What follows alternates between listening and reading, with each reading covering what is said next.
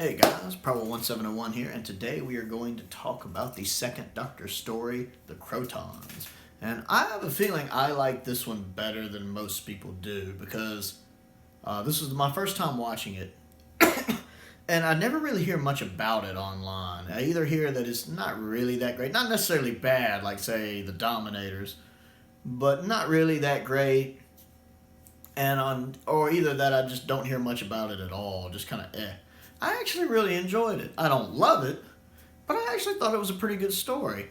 The worst part of the episode, let's get that out of the way right now, is the design of the Krotons. It's terrible. Even by classic Who standards, the Krotons are laughably bad. Let's say that now. That's part of what holds this story back, these episodes back, is the Kroton design is just silly and it can take you right out of the story.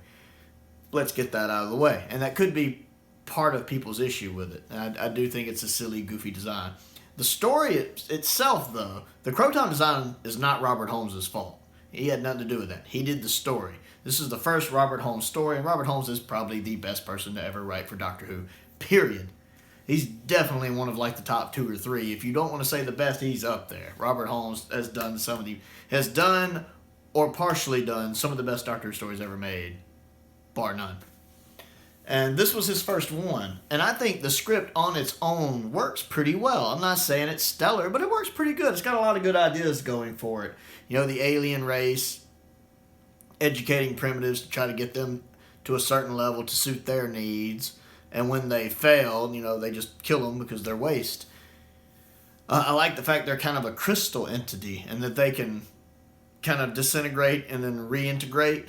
That's pretty neat. The fact that they're not even, the 2 Krotons aren't even really there at the beginning of the story. It's when the Doctor and Zoe get tested, they kind of reform, which is a nice little scene. Kind of like how we've possibly formed from primordial soup, as he put it. That's really neat, except for this one's more crystalline based. I actually really enjoy that. I love... one of the reasons I love this story is because it's complete. It's one of the 7 complete Troughton stories, because only a third of his stories are complete. And it's only a 4-parter as well, which is just the right length for this. If this had been 6 parts, or even 5 parts, I think it would have stretched too much. 4 episodes is the perfect length for this story. It doesn't run long in the tooth, really. So I like that. But it's also complete. And I really like complete stories for Troughton, because as I've mentioned before in some of the animation reviews, in the animations you kind of lose some of the mannerisms that make Troughton, because Troughton is very much a physical actor. He does so much with his face when he's acting, and so much with his body language and his movements, and you lose a lot of that in the animations. One of the problems I had with the new Fury from the Deep is a lot of the body movements he makes aren't very Troughton, like when he has his hands on his hips. That's not really something you see Troughton do. So when he does it in the animation, it throws me off, because I know Troughton doesn't do that. But seeing the Krotons, since they all exist, I get to see all those little oddities and tics and things that make the second Doctor the second Doctor. His facial movements. Like, I love when his umbrella gets ruined and he's like, yeah, it's my favorite one too. He looks sad. He has that kind of look on his face. And you would lose that in the animation. And there's a few scenes when they're having to rush people off the little ramp from getting disintegrated. That would be hard to do in animation. They can't do that kind of laying down, rushing movement well.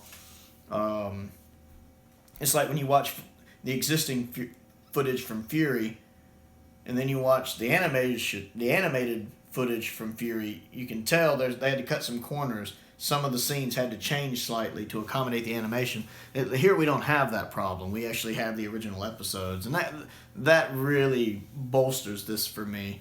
And aside from the fact, again, I like the script. I love how well the 3 companions get along here. I don't think there's any other Doctor that balances multiple companions as well as Troughton. Especially with Victoria and Zoe there at the for seasons 5 and 6. I think the trio works really well, especially in season 6. I love the Dr. Jamie and Zoe. I think the actors involved and the characters all have good rapport, and it shows. Like, I love the scene here when, after Zoe takes the test, the doctor's kind of chiding her, almost like a father, getting on to her about it. And again, his body language does a lot in that scene when he's getting on to her. And then he puts it on because he doesn't want her to have to go in there by herself. And I love when she's like, you have to push the button. She pulls off his earphone. You have to push the button. And then he's like, okay, go away. No, wait, come back. No, I've got it. You know, that bit where he's shooing her away, calling her back, and then shooing her away again, all in like one long run-on sentence. It's absolutely adorable. And she's still over there going, press the button. It's a beautiful scene. When I watched it, I actually had to immediately rewind it and watch it again. I absolutely loved the chemistry between the characters and the actors involved. And then later, I like the fact that Zoe's actually really intelligent. Interesting for a story that in 1968? Actually, I think this one was 68 and 69. The end of 68, beginning of 69. You have, of the two companions, the woman is the really intelligent one, and the male, being from the 1700s, is the more primitive, less intelligent one. Pretty progressive for the late 60s, I think. It even says in the story how Jamie has a primitive mind, and he doesn't suit the Krotons' needs. Whereas Zoe, they find acceptable. She's very intelligent. She's, from the future. And she is. I like the smarter companions like that can, to an extent, keep up with the Doctor. I love Liz Shaw a lot. It's one of the reasons why I prefer Liz Shaw over Joe Grant. As much as I like Joe. I like these more intelligent companions who can, again, keep up with him to a point. And Zoe's really smart, and even the Doctor gives her credit. Yeah, she's very intelligent, although sometimes that can be very irritating. The little fatherly manner he has towards her is really nice. I love when they're talking to the Krotons and they're trying to buy time. When the Doctor starts stalling, Zoe, he doesn't have to explain it to Zoe. She catches on immediately that he's stalling for time. You stand here and I'll stand there. No, better yet, I'll stand there and you stand here. And they start putting on the headset, and the Doctor puts on the headset backwards on purpose. Oh, does it go this way? I don't... While they stall for time. And I think the story is written pretty well. Again, it's Holmes.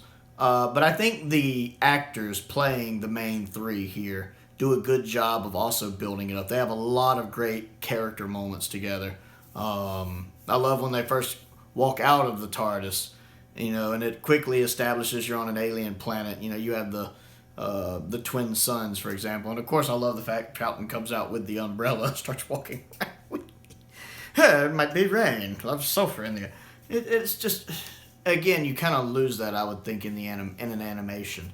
So I'm glad to have all of the episodes. I do think this story is better than it's given credit. I don't think it's like a top 5 Troughton, or even maybe top 10 Troughton, maybe top 10. I don't know. But I do think it's a good story. It's something I will go back and rewatch. To me, again, the only real thing holding it back is the Kroton design is awful. It's only 4 episodes, so it doesn't overstay its welcome. And even some of the guest characters are really nice. It does have that kind of common trope of, young upstart wants to overthrow the older leader and everybody sides with him.